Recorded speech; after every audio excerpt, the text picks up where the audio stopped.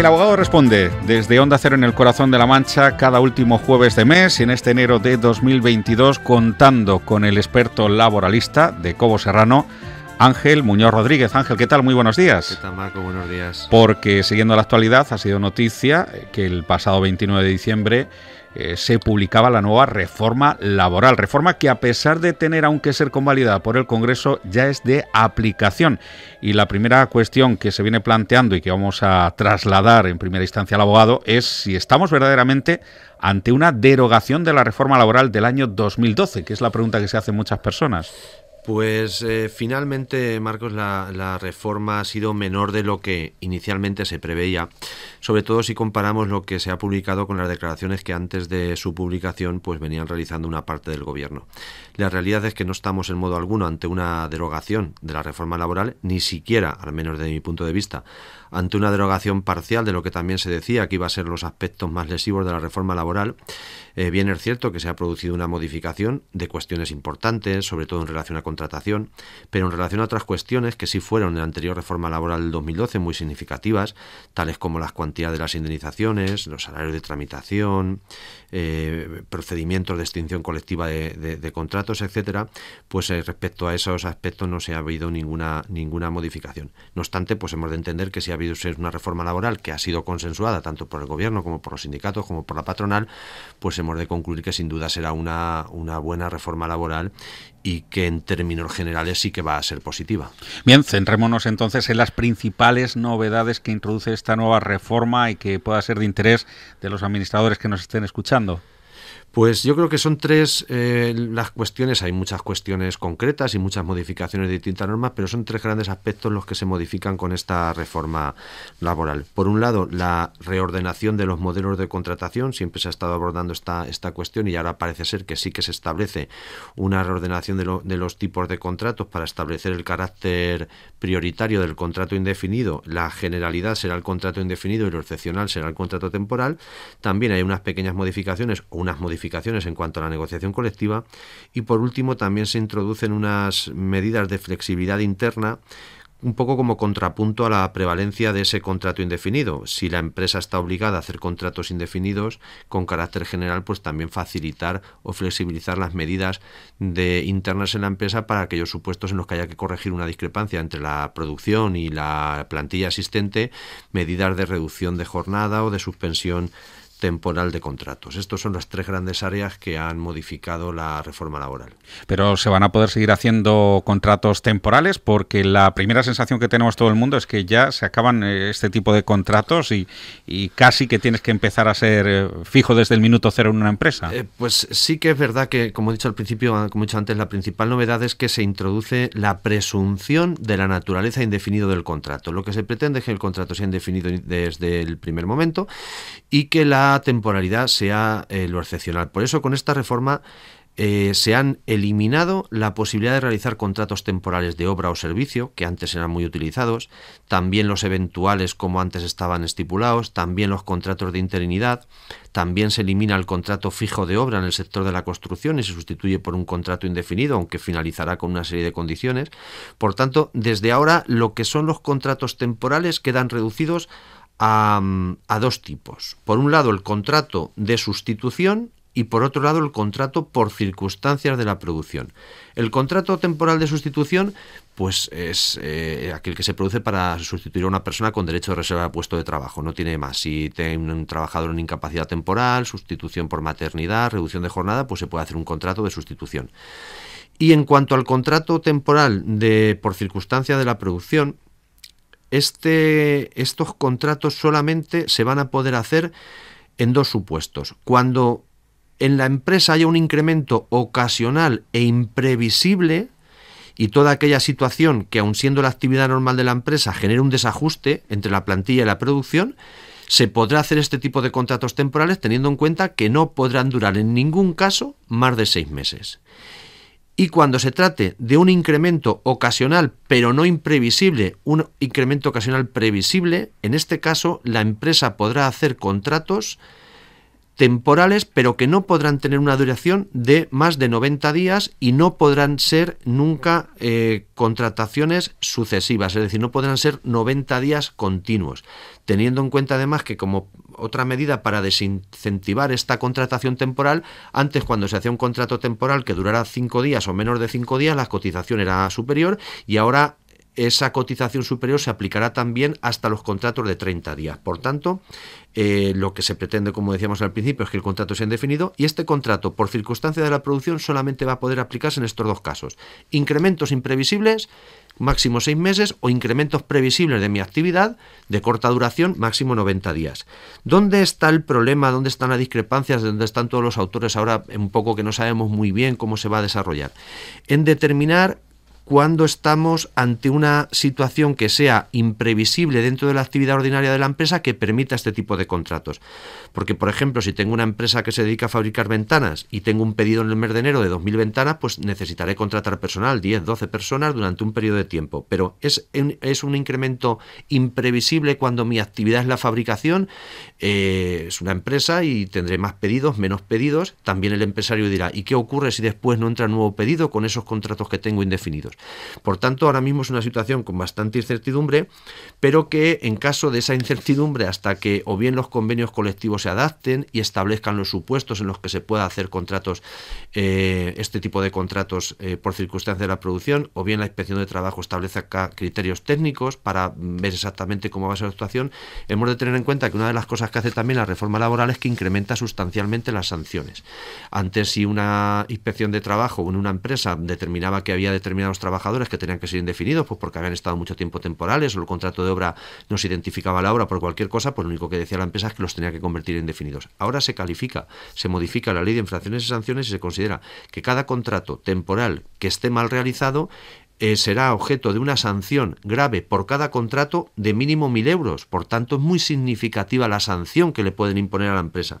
Entonces, tenemos que tener mucha precaución a la hora de determinar este tipo de contratos temporales y, en caso de duda, pues ir directamente a la contratación indefinida para evitar problemas. Bien es cierto que habrá empresarios que digan, si luego no tengo ese trabajo, ¿qué hago con estos trabajadores? Claro, por ejemplo, la hostelería, abogado, porque la hostelería necesitan extras para un evento. Por ejemplo, a bote pronto. En el caso de la hostelería, que es un sector también donde se genera mucho, lo que se está tratando de hacer es fomentar, que también hay unas modificaciones al respecto, el contrato fijo discontinuo. Es decir, el contrato fijo discontinuo, antes de la reforma, solamente se podía hacer cuando eran para actividades estacionales. Ahora también se podrá hacer para actividades que no sean estacionales, pero sí sean imprevisibles y de corta duración. Es decir, en este caso, un restaurante, un salón de bodas, que tenga ciclos en los cuales necesite más personal, la realidad es que con la norma en la mano tendrán que ser contratos indefinidos fijos discontinuos y la empresa tendrá que hacer los llamamientos en función de las necesidades que se tengan esa empresa. Como contrapartida, pues también que muchos empresarios de este sector que también consideran que es muy perjudicial para ellos la reforma, es que esos contratos fijos discontinuos que antes si se extinguían había que indemnizar en función del tiempo trabajado. Si habían estado conmigo en la empresa 2 años pero habían estado trabajando 214 días, se calculaba la indemnización en función de esos días. Pues ahora ya definitivamente esta reforma, siguiendo una sentencia del Supremo, lo que establece es que en caso de contratos indefinidos fijos discontinuos la indemnización se calculará desde el primer contrato, desde el primer día. Por tanto, si en 2 años ha estado trabajando 200 días, la indemnización se calculará como 200 días. Por tanto, el contrato que antes se hacía por obra, y se hacía por obra pues para un evento, para una feria, ahora se hará, si es mi actividad, con los contratos fijos discontinuos. De todas maneras, esto es muy reciente, hay un periodo transitorio de 3 meses para empezar a aplicar estos contratos temporales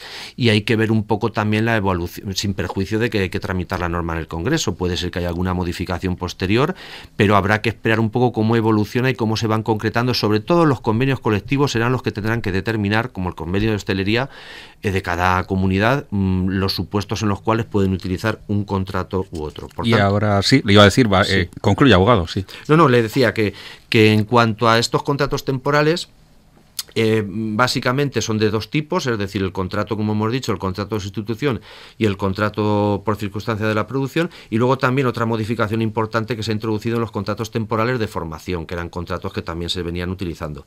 La modificación que se hace con estos contratos es, se introduce dos tipos: el contrato de formación en alternancia, que era el contrato anterior de aprendizaje para compatibilizar el trabajo y la formación, y luego ahora un contrato nuevo de formación, que es el contrato para la obtención de la práctica profesional, que es el anterior contrato en prácticas para aquellos, sobre todo titulados universitarios, que finalicen su carrera y empiecen a trabajar en la empresa para obtener esta práctica. Este contrato sí que se ha modificado, yo desde mi punto de vista, de una manera que yo creo que va a perjudicar este tipo de contratos, porque mientras que antes tendrían una duración, podría ser dependiendo del convenio colectivo, pero podría durar 2 años, ahora ya la duración máxima será de 1, y sobre todo también antes se permitía que el salario, en atención a que esta persona no tenía esa práctica profesional, el primer año fuera inferior al de su categoría en un porcentaje y el segundo año también, y a partir de ahora pues se establece que el salario tiene que ser conforme a su categoría. Entonces, pues una pequeña empresa que contrate a un recién licenciado que no tiene una formación,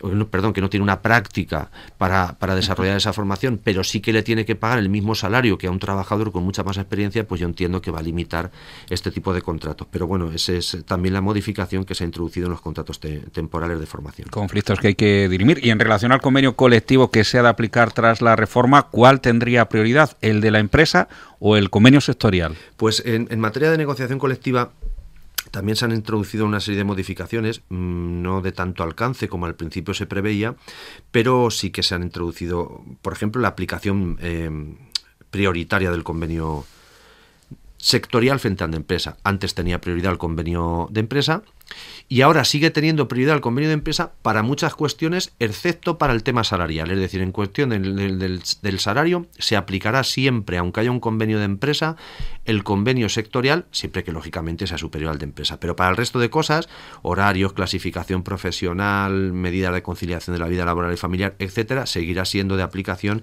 prioritaria al convenio de empresa. Una modificación también importante en cuanto a la negociación colectiva es que se recupera la ultraactividad indefinida de los convenios colectivos. Con la reforma anterior, cuando finalizaba un convenio, se tendría que negociar durante 1 año y si no se llegaba a un acuerdo, pues ese convenio se extinguía y había que aplicar automáticamente el convenio superior. Si el que se estaba negociando era el Ciudad Real y no se llegaba a ningún acuerdo, pues se aplicaba el de Castilla-La Mancha o se aplicaba el estatal. Pues esto también cambia y aunque finalice el convenio, hasta que no se negocie uno nuevo, ese convenio que finaliza seguirá siendo de aplicación. Y otra cosa también que se modifica en cuanto a los convenios colectivos es la aplicación de las condiciones para las empresas subcontratadas. Se establece una modificación que se introduce también como consecuencia de un compromiso del gobierno. Tuvo mucha repercusión mediática el asunto de las famosas Kellys, el personal de limpieza, sí, en los hoteles y demás, que las condiciones laborales en comparación con el personal del propio hotel eran mucho más perjudiciales en cuanto a salarios, horarios y demás.